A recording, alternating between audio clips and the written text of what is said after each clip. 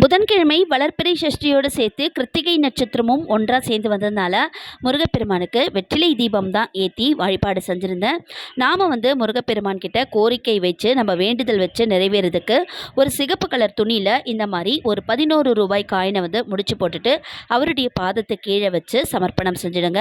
6 செவ்வாய்க்கிழமையோ இல்லை 6 கிருத்திகையோ இல்லை 6 சஷ்டியோ ஏதோ ஒன்று 6 கணக்கில் நீங்கள் கோரிக்கை வச்சுட்டு அவருக்கு வழிபாடு செஞ்சுட்டு வாங்க.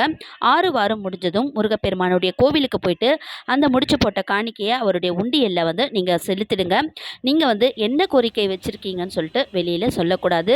உங்கள் கோரிக்கை 6 வாரங்கள்லேயே நிறைவேறும். இல்லையாச்சும் நீங்கள் 6 வாரங்கள் பிறகு மாற்றம் நமக்கு கண்டிப்பாக தெரிய வரும். நீங்கள் உங்களுடைய கோரிக்கை நிறைவேறின உடனே முதல்ல சொல்ல வேண்டியது முருகப்பெருமானுடைய காதுகளுக்கு மட்டும்தான். மற்ற நபர்களிடம் யாரிடமும் சொல்லக்கூடாது. முடிந்தவரை முருகப்பெருமானுக்கு ஒரு நெய் தீபமாச்சு ஏற்றி வழிபாடு செய்கிறது நல்லது.